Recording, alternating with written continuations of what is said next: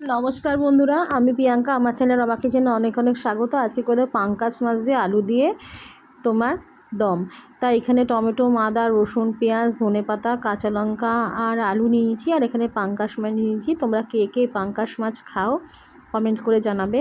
মাছের মধ্যে দিয়ে দিচ্ছি হলুদ, দিয়ে দিলাম অল্প পরিমাণে নুন আর একটু হলুদ দিয়ে দিলাম। এবার ভালো করে আমি মাছটাকে তোমার একটু তেল দিয়ে ভালো করে মাছটাকে মাখিয়ে নেব, কারণ এই মাছটা কিন্তু ভীষণ ফোটে। সেজন্য কিন্তু আমরা এখানে মাছটাকে ভালো করে মাখিয়ে নিচ্ছি।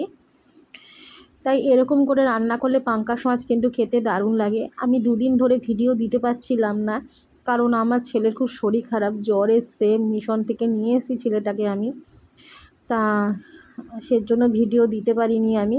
আমার ছেলের এই পক্স হয়েছে, যে কারণে আমি তোমার ভিডিও আমি ছাড়তে পারিনি। দুদিন ভিডিও আমি ছাড়িনি। তা মাছটাকে খুব ভালো করে আমি লাল করে ভেজে নেব। এখানে আমি দিয়ে দিলাম, দেখো, টমেটো, রসুন আর সব টমেটোগুলো দিয়ে দিলাম। ফার্স্টে দিয়ে দিচ্ছি রসুন, আদা, টমেটো আর এবার দিয়ে দেবো কাঁচা লঙ্কা, বেশ পরিমাণের কাঁচা লঙ্কা। এবার এটাকে আমি খুব ভালো করে মিক্সিতে পেটে নেব। আর একটুখানি আমি এর মধ্যে যেটা অ্যাড করব, যেটা আমি সব ক্ষেত্রেই দিয়ে থাকি তোমরা জানো, সেটা অল্প পরিমাণে হলুদ আর তোমার অল্প একটুখানি তোমার সর্ষের তেল, যেটা আমি সব ক্ষেত্রেই তোমার দিয়ে থাকি। মশলাতে বাটার আগে দিয়ে দিই, তাতে কিন্তু মশলাটার কালারটা খুব সুন্দর হয় আর খেতেও ভালো লাগে। অল্প পরিমাণে নুন দিয়ে দিলাম। চলো এটাকে বেটে নিই। এটাকে আমি মিক্সিতে ভালো করে বেটে নেব এখনই। তাহলে চলো, বেটে নিয়েছি, বাটা হয়ে গেছে। মাছগুলো এখানে প্রায় ভাজা হয়ে গেছে। আমি মাছগুলোকে এক পিঠ হয়ে গেছে উল্টে দিচ্ছি। অবশ্যই মাছগুলোর গায়ে আমি যেমন তেল মাখিয়ে নিয়েছি এরকম তেল মাখিয়ে নেবে, কিন্তু এই মাছগুলো কিন্তু ভীষণ ফোটে। তোমরা এই পাঙ্কাশ মাছকে, আর আমাদের এখানে পাঙ্কাশ মাছ বলে, তোমরা এই মাছটাকে কী বলো, কি বলো, পাঙ্কাশ মাছ বলো না কি মাছ বলো, আমাকে অবশ্যই কিন্তু কমেন্ট করে জানাবে। আর আমার পাশে থাকার জন্য, আমাকে সাপোর্ট করার জন্য অনেক অনেক ধন্যবাদ। যারা আমার পাশে, দিদি ভাইরা আমার পাশে আছো, তাদের অনেক অনেক ধন্যবাদ। চলো, মাছগুলো আমার ভাজা হয়ে গেছে, মাছগুলোকে তুলে নিই। এবার আমি মাছগুলোকে তুলে নিয়েছি। এবার আমি আলুটাকে ভালো করে ভেজে নেব। তোমরা আশীর্বাদ করো আমার ছেলে যেন সুস্থ হয়ে যায় তাড়াতাড়ি। আমার ছেলেটাকে নিয়ে খুব টেনশানে আছি, অনেকটাই সেরে এসছে। এখানে আমি দেখো নুন একটু হাতে নিয়ে, আমি একটা এই বাটিতে জল ছিল বলে অন্য বাটিটার মধ্যে আমি নিয়ে নিচ্ছি। এখানে নুন নিয়েছি, আর ওই বাটিটাতে অলরেডি হলুদ আছে, আর আলাদা করে তোমার কিন্তু আমি হলুদ দেব না। এখানে আমি একটু নুন নিয়ে ভালো করে মাখিয়ে নিচ্ছি। এবার আমি এটাকে তেলের মধ্যে ভালো করে আমি ছেড়ে দেব। দেখতেই পাচ্ছ, আলুটাকে ভালো করে লাল লাল করে যখন আলুটা আমার ভাজা হয়ে যাবে, তখন আমি একে একে সব দেব। এখন আমি দেখো আলুটাকে খুব ভালো করে লাল লাল করে ভেজে নিচ্ছি।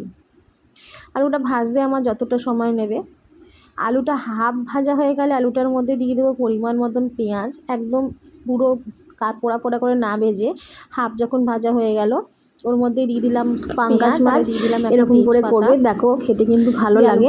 এবার মশলাটা দিয়ে দিচ্ছি। মশলাটা দিয়ে কিন্তু ভালো করে আমি কষিয়ে নিচ্ছি। তোমরা কিন্তু অবশ্যই সুন্দর করে আমি মশলাটা কষিয়ে নিচ্ছি, দেখতেই পাচ্ছ। যতক্ষণ না কষানো হচ্ছে মশলাটাকে কিন্তু কষিয়ে যেতে হবে। দেখো আমার অনেকটাই মশলা কিন্তু কষানো হয়ে গেছে। আর একটু কষিয়ে আমরা এর মধ্যে পরিমাণ মতন জল দিয়ে দেব।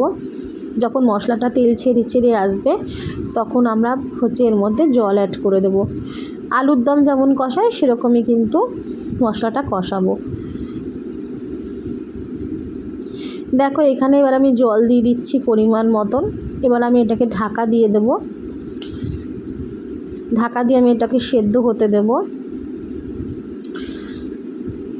যতক্ষণ আলুগুলো সেদ্ধ হয় ততক্ষণ সেদ্ধ হতে দিয়ে দিচ্ছি আমি।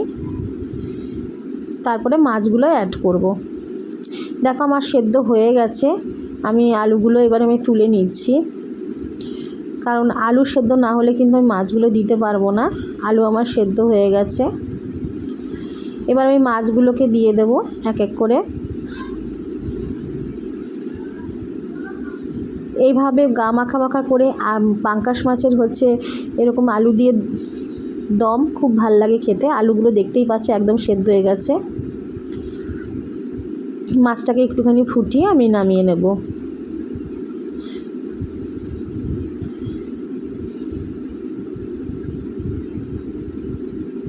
মাছটাকে সামান্য আমি ফুটিয়ে নেব, আর একটু জল দিয়ে দিলাম।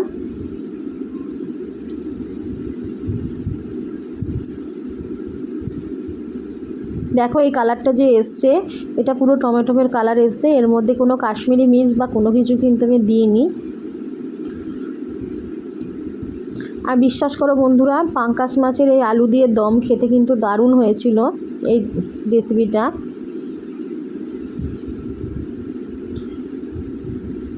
একটু আমি এই ধনেপাতা দিয়ে দিলাম উপর থেকে। মাঝখানে যখন আমি ঝোলটা করেছিলাম তখন একটু ধনেপাতা দিয়েছি, আর একটু ধনেপাতা আমি এখন দিয়ে দিলাম, একটু নুন দিয়ে দিলাম, একটু মিষ্টি দিয়ে দেবো, দিয়ে একটু ফুটিয়ে নামিয়ে নেব। তাহলেই কিন্তু আমার পাঙ্কাশ মাছের আলু দিয়ে দম রেডি হয়ে যাবে। আর এটা গরম ভাতে খেয়ে দেখবে, একটু মিষ্টি দিয়ে দিলাম, গরম ভাতে খেয়ে দেখবে অসাধারণ লাগে, এত ভালো টেস্ট হয়। টাটকা মাছ, এমনিতেই মাছটা খুব টাটকা ছিল। তাহলে চলো আমার এই রেসিপিটা